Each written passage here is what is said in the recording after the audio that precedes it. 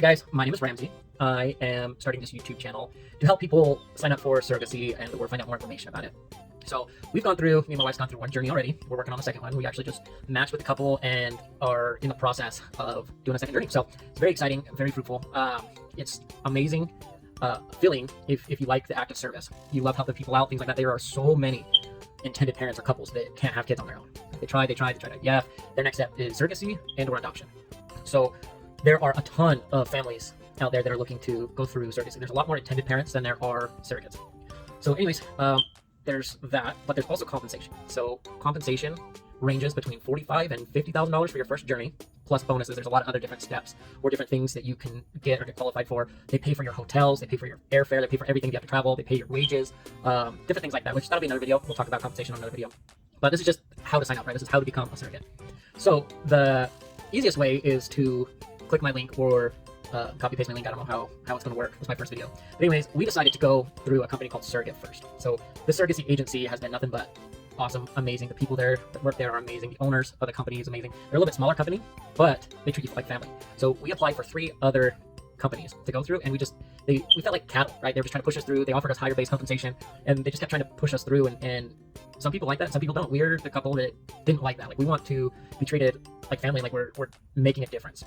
So what you have to do is talk to your spouse, make sure that everybody's on the same page, right? You want to make sure you have a solid support system. The next thing would be to fill out an application. So this application just goes over if you're done having kids, if you have any mental illnesses, or if you are on state assistance or welfare or different things like that. That'll disqualify you, which sucks, but they want to make sure that this isn't your main source of income, right? If something falls through, the pregnancy doesn't take, or different things like that, they don't want you to have to rely on this money that if it happens to not be there, because it is quite a bit of money, right?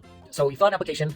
Just if you get denied or you say that you can't be a surrogate, don't take it too hard, because you can always apply again. So if it's just like state assistance or things like that holding you back, get off it and apply, right?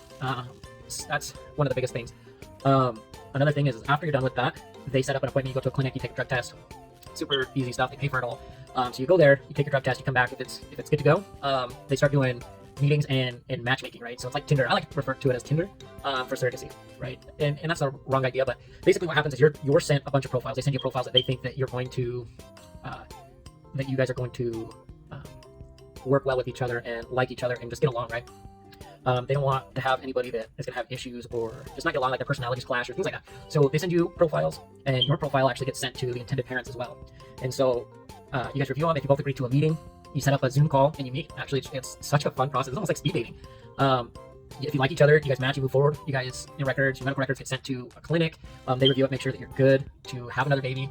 Then you start the whole process. It's awesome. You have to take progesterone, and that part kind of sucks. The medications and the hormones, right? I'm not saying it's an easy thing, but the reward outweighs the negative, I guess. So there's that. So after you go through the matchmaking, everything like that, you do your medications. You go out there and you do transfer. They transfer the embryo in you. And then that's when you start getting compensation is after transfer, which you get a bonus for transfer. But after transfer, you have to wait for heartbeat confirmation, and then you have to have your HCG levels or whatever levels they are, I can't remember what they are, above a certain point.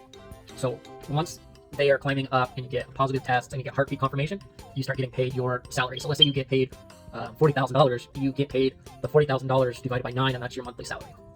And then, like I said, you get a bunch of add-on. So you get a bonus for doing transfer, you get maternity expenses, so they pay you for like maternity clothes, things like that. They also do a bunch of reimbursements. If you have to buy anything, I know that they reimburse you for a lot of it, breast pumps, different things like that. They also pay you monthly fees, like if you have to have babysitters to go out of town, they pay your wages, they pay for your hotel, things like that. And then they also do reimbursements as well. So if you decide you want to hire a maid, right, they do reimbursements up to $250 a month or $300. I can't remember. I think it depends on your contract and what you guys decide and what you guys come up with.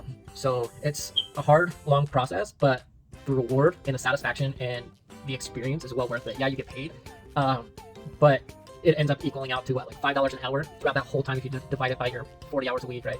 But you're growing a baby for 24 hours a day, 7 days a week. So the compensation to work isn't as high as other people say it is, right?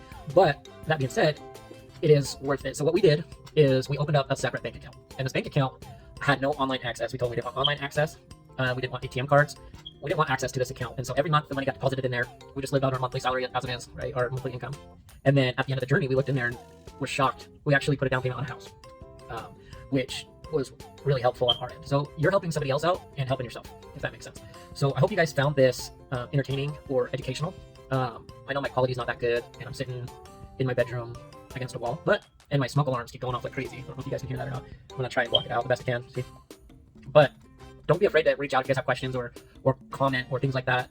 I make TikToks. My wife makes TikToks. So her handle is at Surro, Surro, Tosh, Tasha. And that is the same for her TikTok.